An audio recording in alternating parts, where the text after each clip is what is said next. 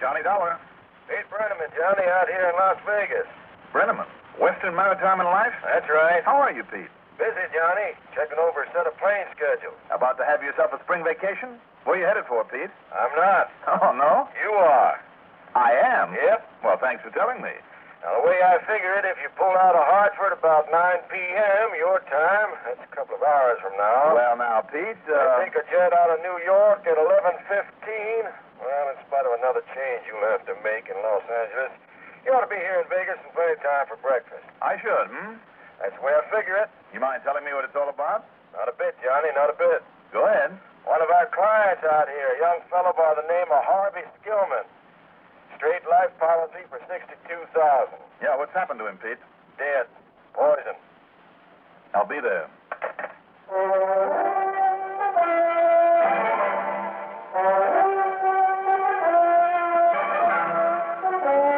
The CBS Radio Network brings you Mandel Kramer and the exciting adventures of the man with the action-packed expense account.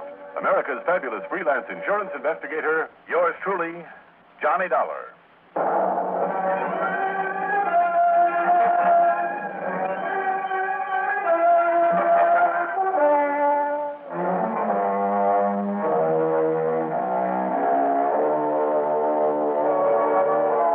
Account submitted by Special Investigator Johnny Dollar to the Western Maritime and Life Insurance Company, Las Vegas office. Following is an account of expenses incurred during my investigation of the 2 steps to murder matter.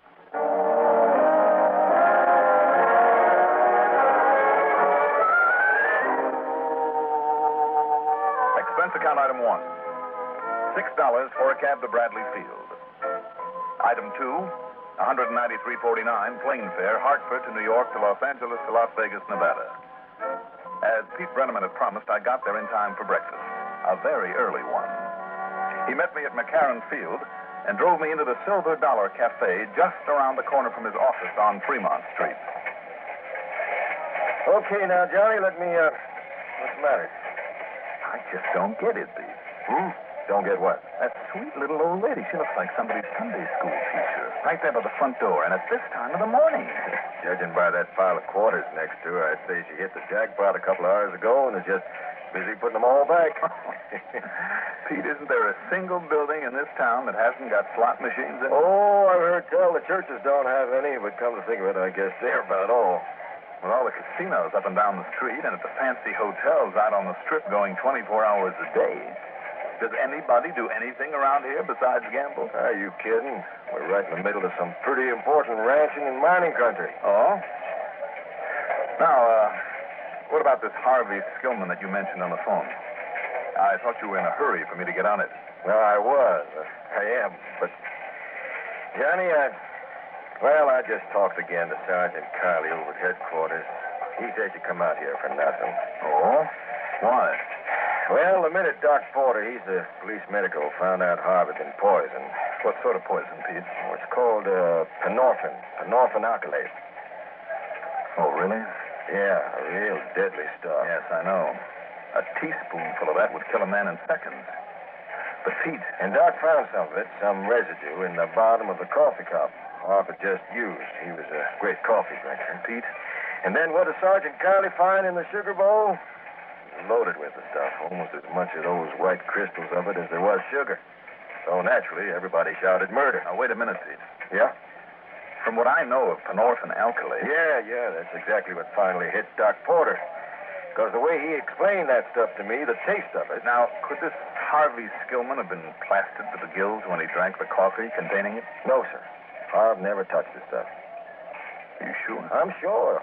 Johnny, there isn't anybody in this town knew Harv Skillman as well as I did. He used to work for me, selling insurance. I tell you, Johnny... Wait a minute. Now, we're getting away from the point. The penorphin alkylate. And I say that if you're thinking what Doc Porter thinks now, you're all wrong. Pete, listen to me. No, sir, Johnny. Don't you see, Pete? Enough in a cup of coffee would be so bitter that nobody in his right mind would ever swallow enough to kill him. He'd spit it out, throw the rest away. I know. That's what Doc Porter says. In other words, he must have taken that poison deliberately. Committed suicide. That's what the doc says, too. But he's wrong. You're both wrong, Johnny. Look, Pete... I tell you, I knew Harv Skillman. Knew all about it. And I'm sure, Johnny, that he wouldn't have committed suicide. But he must have. No. What's more, Johnny, you've got to prove he didn't. Pete, from what you've told me... No, I'm telling you, Johnny, Harv Skillman did not commit suicide. All right, don't blow a gasket over it. Oh, why not? Look, why do you suppose I sent for I'm you? beginning to wonder. Because you're the one person I thought would believe me. Would try to do something about this. Pete, I'd be glad to if I thought there was one single thing Okay, Johnny. Just let me tell you why I'm so sure of Harv. Why I'm so absolutely sure the police and Doc Porter must be wrong. I wish you would. When I'm finished, all I ask is that you do something about it. That at least you'll try to prove he didn't kill himself. So at least will you listen to me, Johnny? Go ahead, Pete. Go ahead. But it better be good.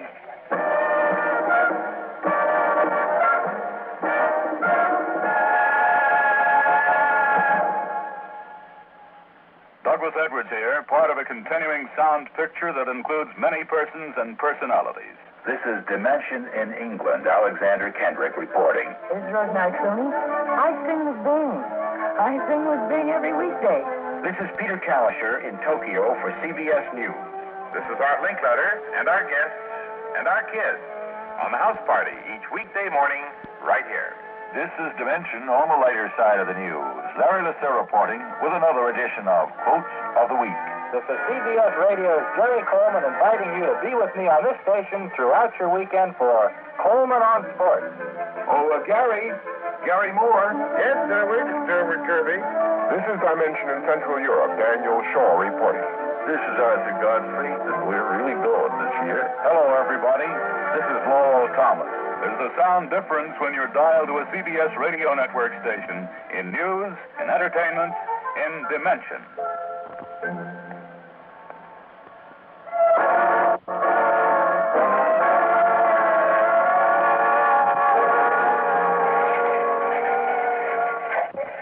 Okay, Harv was only 31 years old.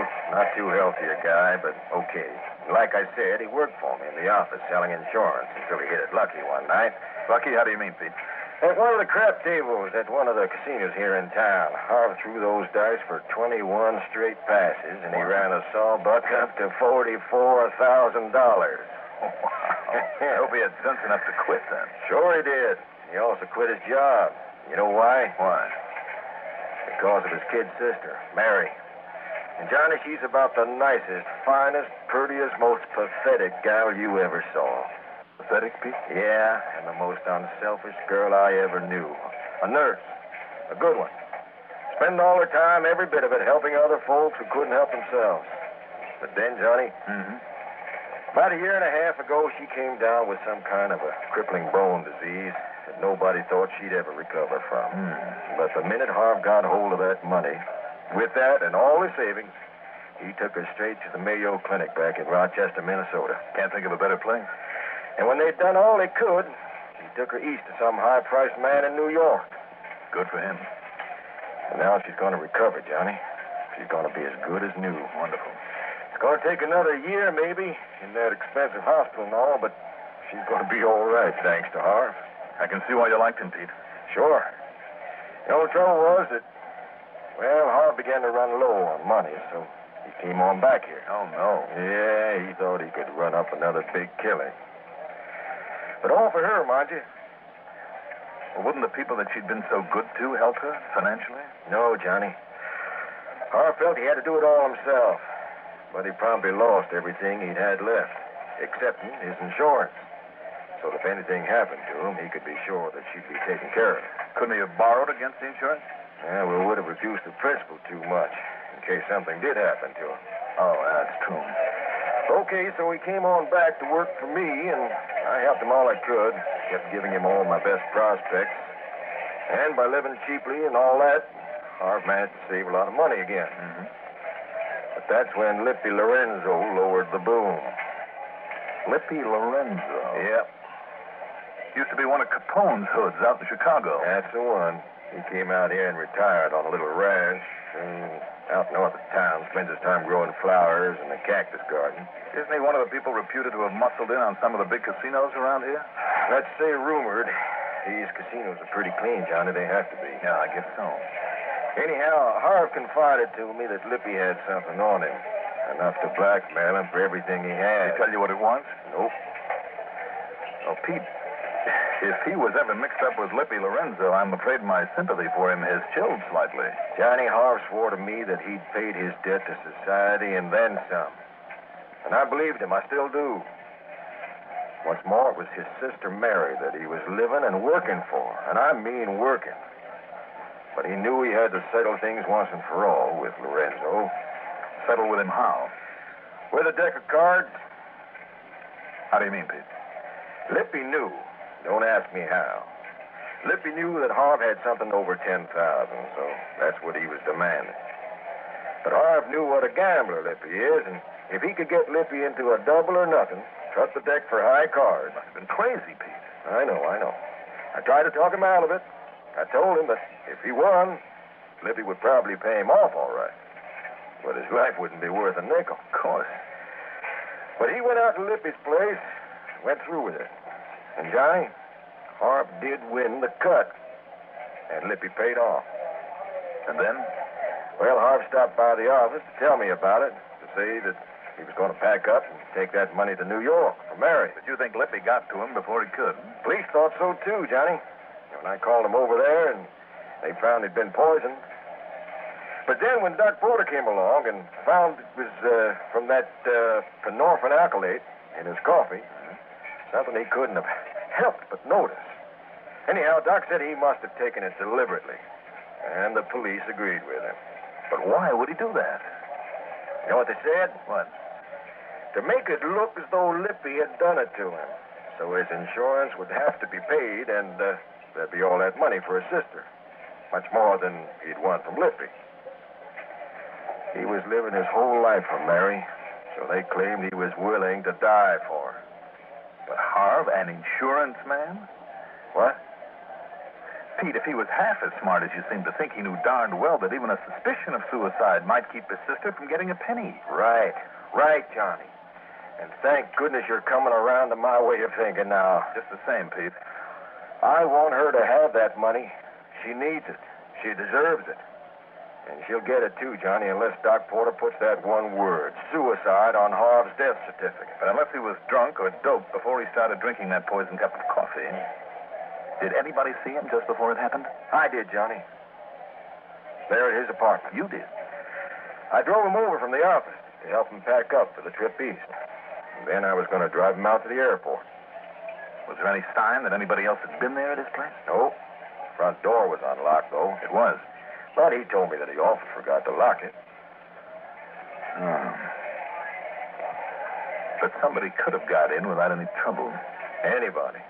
Including Lippy Lorenzo, the one man who wanted him out of the way. And the one man, Johnny, who'd be smart enough not to go after the money Harv took from him. Just Harv. So what happened? So while he packed, he poured us both some coffee. Like I said, he was a fiend for it. Kept a pot of it going all the time. And you drank yours without any ill effect? Because, thank the good Lord, I never used sugar in mine. The point is, though, Johnny, Harv wasn't drunk. He wasn't doped. He was perfectly okay until he put in the sugar with that poison in it and drank that cup of coffee. But the fact still remains, Pete. And there's all the more reason for it if he liked his coffee sweet. I know, Johnny, I know. The bitter taste would have given that poison away. Right, he'd have had to notice it. So like the doc says, it would have had to be suicide. But, Johnny, believe me, Johnny. Wait 1 minute. Yeah? Come on, let's go over to your office where I can put in a long-distance call. Yeah, Johnny? I could be wrong. It's a chance. A long one, but maybe, Pete. Maybe we can find the answer to this. Come on.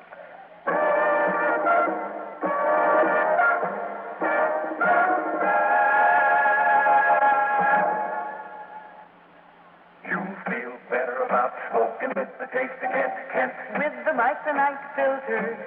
Refines away harsh flavor. Refines away hot taste. It makes the taste of a cigarette mild as a balmy day in the month of May. Kent is the best for the flavor you like. Kent is the best for the flavor you like. Refines away harsh flavor.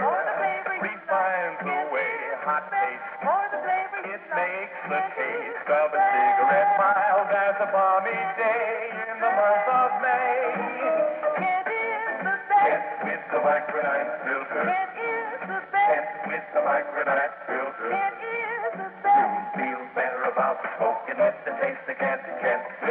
mice and ice filter refines the way heart flavor refines the way hot tastes.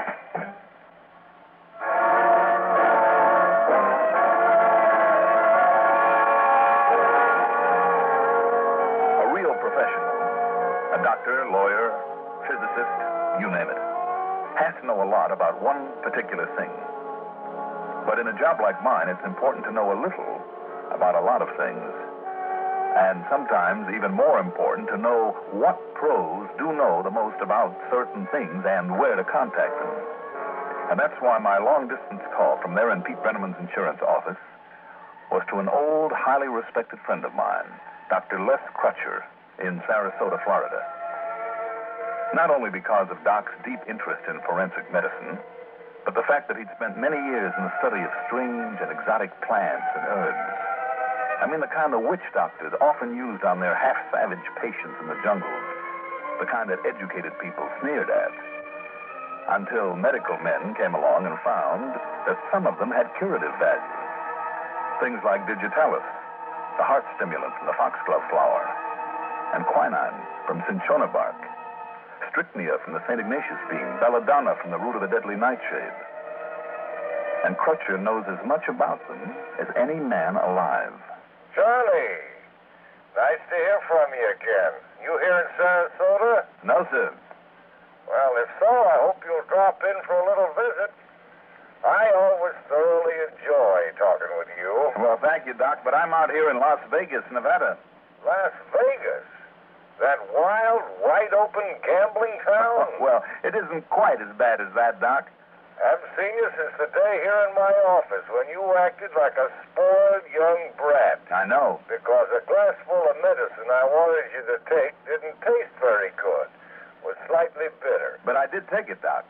And I didn't taste it. Don't you remember? The first swallow of it made me feel worse than I had before, so instead of forcing the rest of it on me... Force it on you?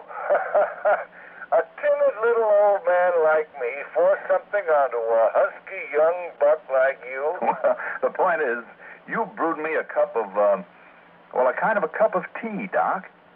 It didn't taste very good, but then it wasn't too bad either. Oh, yes, I remember. Then, a few minutes later, you gave me the glass full of the medicine again, and I drank it down without a whimper. Because you couldn't taste it then. I couldn't taste very well for hours. Yes, that so-called tea is an old trade secret of mine. What was it, Doc? Well, I'll tell you, Johnny. And is it something that could be mixed into something else, like strong coffee, without being noticed? Oh, yes, indeed. It was simply an infusion of a plant from the Asclepiadaceae. The what? Same family as the milkweed. The specific plant is called Gymnema sylvestra. Gymnema? Sylvestra. Okay. I found the South African species to be the most effective. It has sympedalous flowers arranged in umbels. Well, you know. Oh, yes, of course. Tell me, Doc, where can I get a complete description of it? Maybe even see a picture of it. Well, an old colleague of mine, Dr. Raymond Atherton Coberly, out there on the coast at UCLA, might even be able to show you a living plant. Okay, Doc. Thanks very much. Oh, and Johnny. Yes, sir? You'd never guess where I first came across it. Where, Doc? When I was doing some work for the Chicago police some years ago. Chicago? A wayward doctor who helped to patch up the boys in Al Capone's gang. Oh? Seems he'd brew it up for one of the killers in that mob who'd then commit a murder in 2 definite steps. 2 steps? Go on.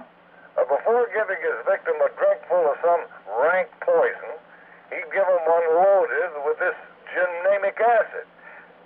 Doc? You see, it temporarily destroys taste sensitivity to both very bitter and very sweet things. That killer, Doc, was his name Lippy Lorenzo?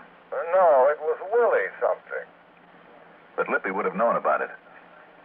All right, Doc, thanks. I think you've just helped me solve a murder.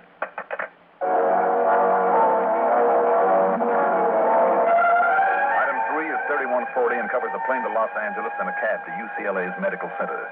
And there, Crutcher's friend, Dr. Coberly, proudly presented me with a specimen of the Gymnema sylvestra plant. Yes, it's one of the most successful in my exotic collection, Mr. Dollar.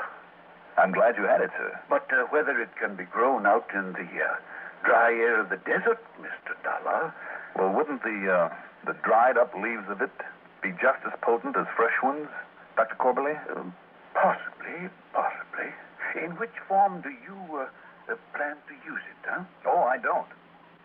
Huh? But I think somebody else did. Oh, you do.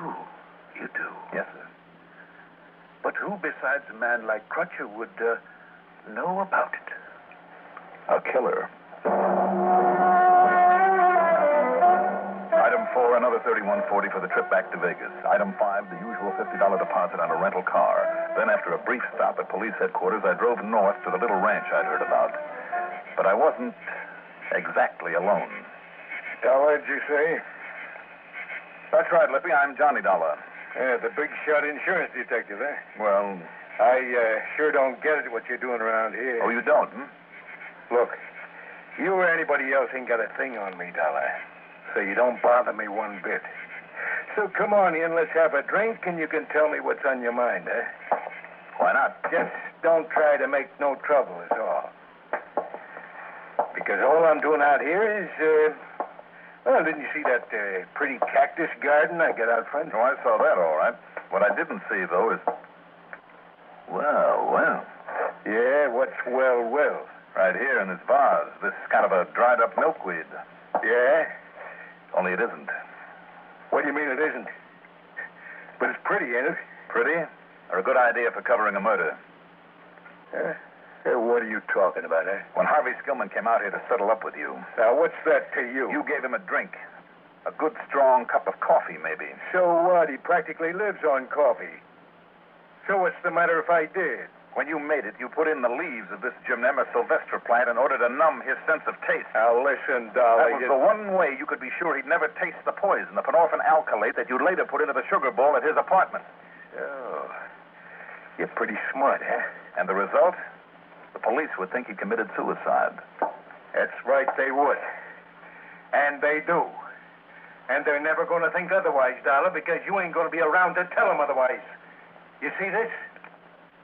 Complete with an old-fashioned silencer, hmm? All right, you better come in and take a look at this, son. That old gag, eh? Is it? So's I'll turn around to look and you'll have a chance to jump me. Well, it won't work, Dollar, and I'm drilling you right now. Don't bother, Lippy. Hey, it is a cop. That's right. Now, drop the gun gently. Or shall I pull this trigger? Did you hear enough, Sergeant Kiley? Plenty, Mr. Dollar. All right, then while you take care of Lippy, I'll call your Dr. Porter about how to fill out the death certificate on Harvey Skillman. So, it's just the way you want it, Pete. The company will have to pay the insurance to Mary Skillman, $62,000. Expense account total, $511.80. Yours truly, Johnny Dollar.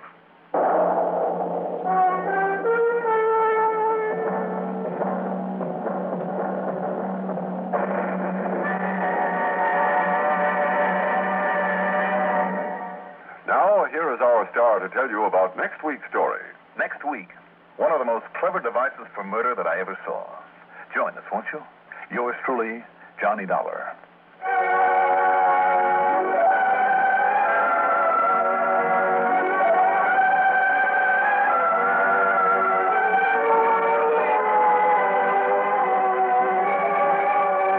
Yours truly, Johnny Dollar, is written by Jack Johnstone. Produced and directed by Bruno Zerato, Jr. Music supervision by Ethel Huber. Sound patterns by Joseph Cabibbo. Johnny Dollar is played by Mandel Kramer. Also featured in our cast were Jim Stevens as Pete Brenneman, John Griggs as Dr. Crutcher, Bill Smith as Dr. Corberly, Lawson Zerby as Lippy Lorenzo, and Bill Lipton as the police sergeant.